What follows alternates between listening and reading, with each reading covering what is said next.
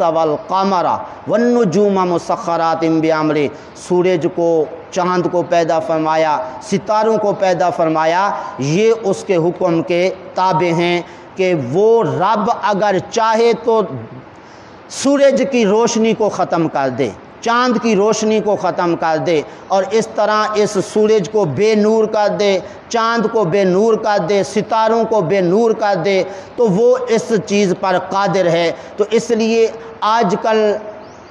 ہم لوگ جو ہے ایک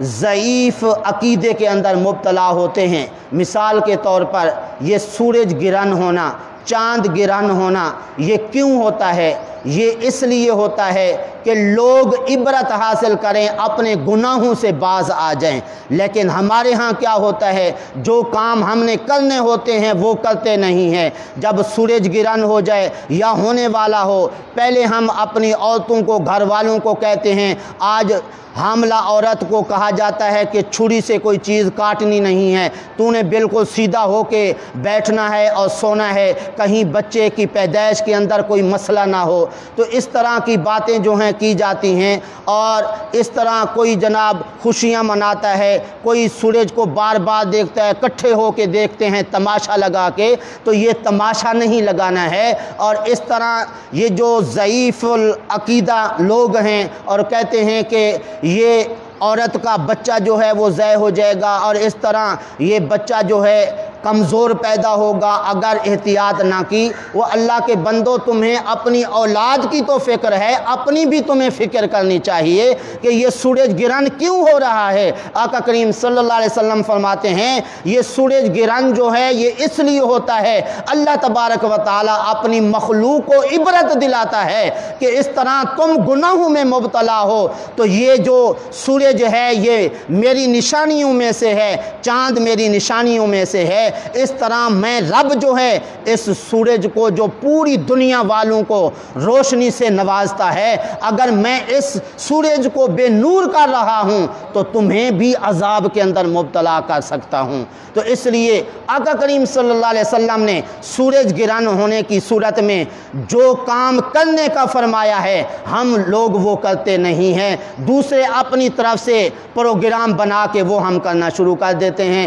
آقا کریم صلی اللہ علیہ وسلم نے کیا کام کرنے کا حکم فرمایا ہے؟ آقا کریم صلی اللہ علیہ وسلم نے فرمایا کہ یہ سورج اور چاند گرہن جو ہوتے ہیں یہ کسی بڑے آدمی کے موت کی وجہ سے نہیں ہوتے اور کسی کی حیات کی وجہ سے نہیں ہوتے، بلکہ یہ جو ہے اللہ تعالیٰ کی نشانیاں ہیں۔ اور یہ سورج گرہن اور چاند گرہن جب ہو تو تم قیام کیا کرو، تم جو ہے نمازیں پڑھا کرو، توبہ استغفار کیا کرو، اللہ تعالیٰ کی بارگاہ میں تم دعائیں کیا کرو۔ جبکہ ہمارے ہاں تو اس کا کوئی تصور بھی نہیں ہے، اس کا خیال بھی نہیں ہے۔ ہر کوئی جناب بس سورج گرہن ہو رہا ہے، سورج گرہن ہو رہا ہے، جناب اپنے بچوں کا خیال کرو، اپنی اولاد کا خیال کرو، بیوی کو کہو ذرا وہ سیدھی ہو کے بیٹھے سوئے۔ لیکن جو اچھے کام آقا کریم صلی اللہ علیہ وسلم نے کرنے کے فرمائے ہیں اس کی طرف ہماری توجہ ہی نہیں ہے۔ تو اس لیے فلکیات کے ماہرین کے کہنے کے مطابق آج سورج گرہن ہونی ہے جی۔ تو اس طرح جب سورج گرہن ہو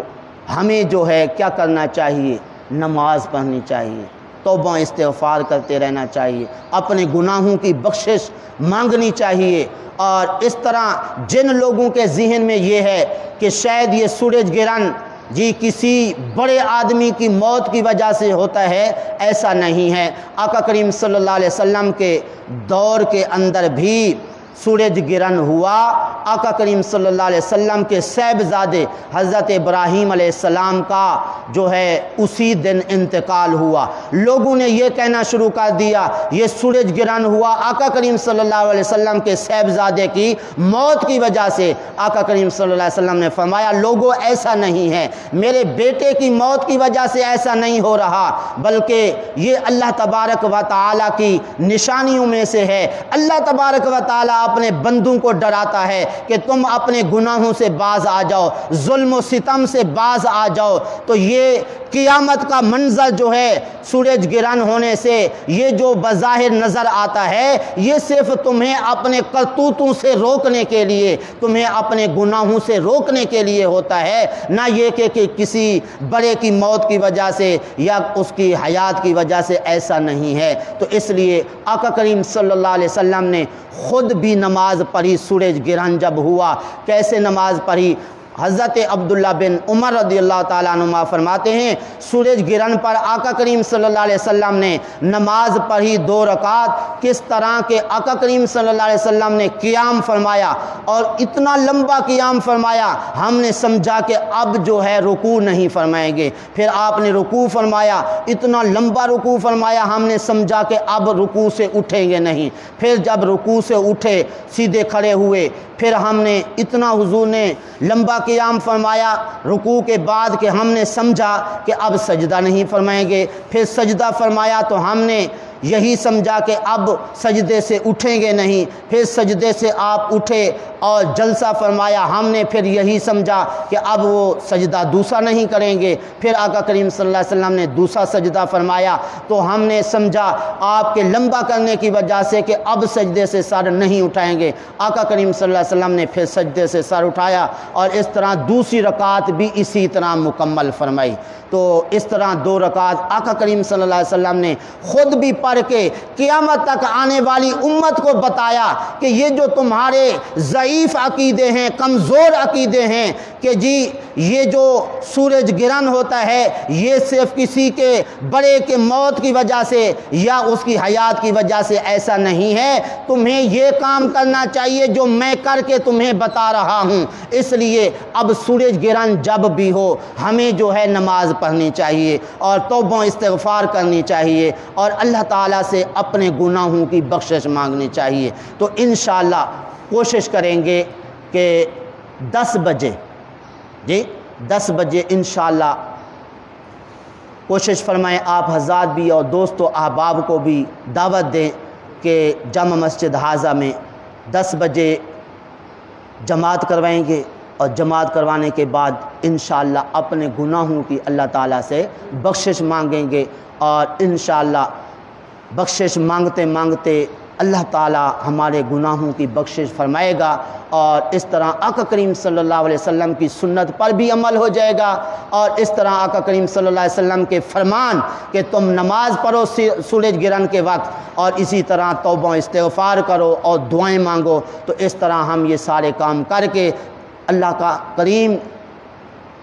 کہ محبوب صلی اللہ علیہ وسلم کے اس فرمان پر بھی عمل کریں، اور ساتھ یہ بھی کہ اللہ تبارک و تعالیٰ نے فرمایا کہ یہ سورج چاند ستارے اللہ کے حکم کے تابع ہیں، تو اس طرح اگر یہ چیزیں اللہ کے حکم کے تابع ہیں، ہم اشرف المخلوقات ہیں، ہمیں تو بطریق اولا اللہ تعالیٰ کے حکم کے تابع ہونا چاہیے کہ جو اللہ کا حکم ہے اس کے مطابق چلیں اور اللہ کے حکم کی خلاف ورزی بالکل نہ کریں۔ فرمایا الا لہ الخلق والامر، حکم دینا اللہ تعالیٰ کی شان کے لائق ہے، پیدا کرنا بھی اللہ تعالیٰ کے حکم کے لائق ہے، اور اس طرح کوئی اور بندہ یا مخلوق میں سے کوئی چیز پیدا نہیں کر سکتا، اور جو شان اللہ کے حکم کی ہے